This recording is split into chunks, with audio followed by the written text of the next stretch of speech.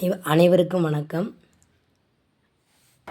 நான் இதில் surveyor and டிராஃப்ட்மேனுக்கு department எக்ஸாமுக்கு வர ஆங்கிள் பிளாட்டிங் பற்றி இந்த வீடியோவில் சொல்ல போகிறேன்.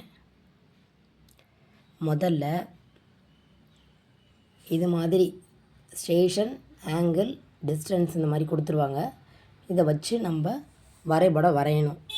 முதல்ல ஏ பாயிண்ட்டு குறிக்கிறதுக்கு இந்த ஸ்கேலை இப்படி செங்குத்தாக வச்சு கிடைமட்டமாக படுக்கை வசமாக வச்சு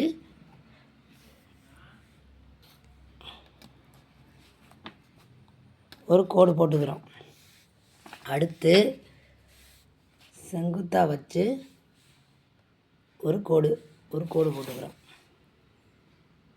அந்த ரெண்டும் சந்திக்கிற இடம் ஏ பாயிண்ட். அதுக்கப்புறம் கோணமானியை அந்த ஏ பாயிண்டில் மையப்புள்ளியை வச்சு ஜீரோ கோணமானியை மையப்புள்ளியில் வச்சு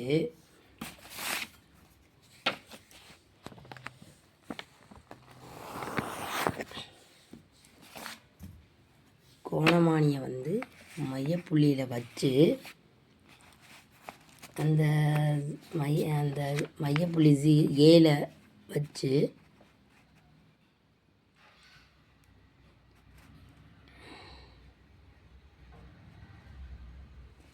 வச்சுட்டு ஜீரோ நேர்கோட்டில் அந்த செங்குத்து கோட்டில் மேல்புறமும் 180 டிகிரி கீழ்ப்புறமும் நேராக ஸ்ட்ரைட் கோடாக வச்சு அதிலேருந்து அவங்க கொடுத்துருக்க லேடரில் 55.08 இந்த பாகைமானியில் 55.08 பாயிண்ட்டை குறித்து 55.8 பாயிண்ட்டை குறிச்சிக்கிட்டு அதை அந்த கோணத்து வழியாகவே ஸ்கேல் வச்சு அதோட டிஸ்டன்ஸ் 125.6 அப்படின்னா லேடரில் இருக்குல்ல, அதை 125.6க்கு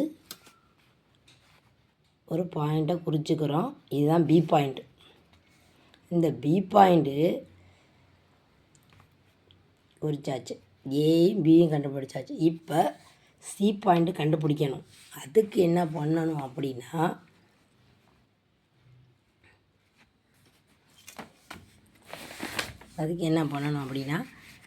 இந்த ஏயும் பியையும் நல்லா நீட்டி விட்டுறணும். நல்லா ஸ்கேல் வச்சு நல்லா ஃபுல்லாக நீட்டி விட்டுறணும். நீட்டி விட்டுட்டு இப்போ நமக்கு தேவை சி பாயிண்ட்டு கண்டுபிடிக்கணும். அப்போன்னா கோணமானியை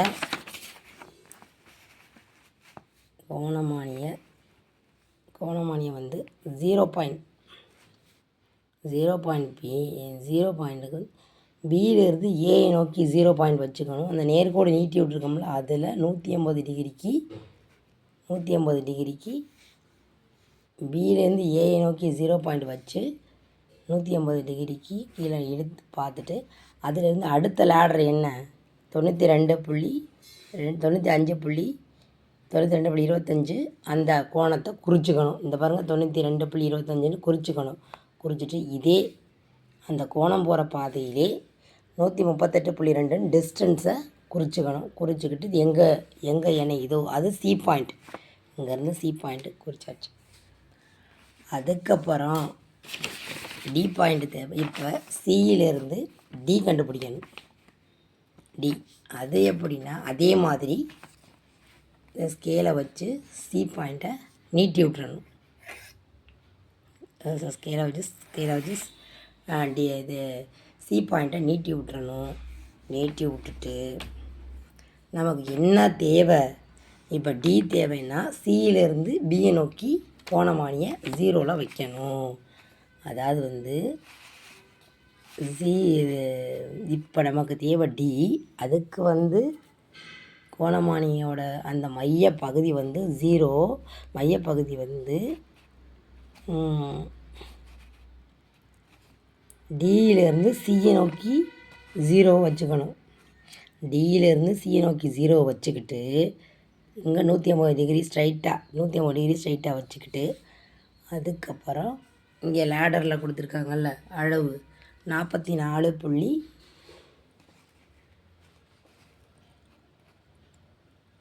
44 டிகிரி கோணம் வச்சு அதோட டிஸ்டன்ஸ் 134.2ங்கிறத குறிச்சிக்கணும்.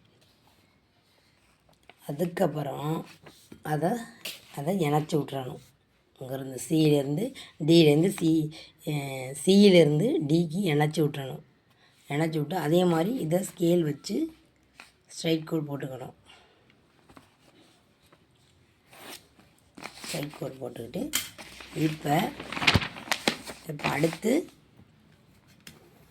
இப்போ நமக்கு என்ன அடுத்து என்ன எப்படி கோணம் கண்டுபிடிக்கிறதுனா, இப்போ நமக்கு வந்து டி கண்டுபிடிச்சிட்டோம். டியிலேருந்து இப்போ ஏக்கு போகணும். அப்படின்னா வரைபடத்தை திருப்பிக்கிட்டு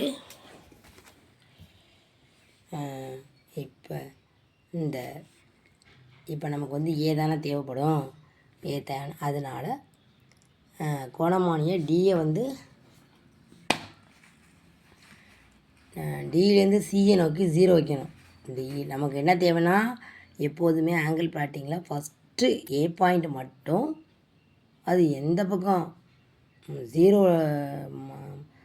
டிகிரி ஸ்ட்ரைட்டாக செங்குத்து கோடை வச்சு கண்டுபிடிக்கணும். செங்குத்து கோட்டில் வந்து மேலே 0வும் கீழே 180 டிகிரியும் வச்சு அடுத்த ஆங்கிள் கண்டுபிடிக்கணும். அதே பி பாயிண்ட் தேவை அப்படின்னா பி வந்து ஏ நோக்கி இருக்கணும். 0 to 180 டிகிரி 0 வந்து பியிலேருந்து ஏ நோக்கி 0 இருக்கணும். ஸ்ட்ரைட் கோட்டில் 180 டிகிரி இருந்து அதிலேருந்து அடுத்த டிகிரியை கண்டுபிடிக்கணும். அதே மாதிரி சி வேணும் அப்படின்னா சியிலேருந்து பியை நோக்கி 0 பாயிண்ட் கண்டுபிடிக்கணும். இந்த மாதிரி இந்த பக்கம் 0வாக இருக்கணும், இந்த பக்கம் 0வாக இருக்கணும். இதில் இப்போ இது ஏயில் தானே போய் இணையணும். இப்போ நமக்கு அடுத்து ஏ பாயிண்ட்டு க்ளோசிங் கண்டுபிடிக்கணும் அப்படின்னா டியிலேருந்து சியை நோக்கி 0 பாயிண்ட் இருக்கணும், கீழே 180 டிகிரி இருக்கணும். அடுத்து இந்த டிகிரி 56.8 கண்டுபிடிச்சி ஏயோட க்ளோஸ் பண்ணிக்கணும்.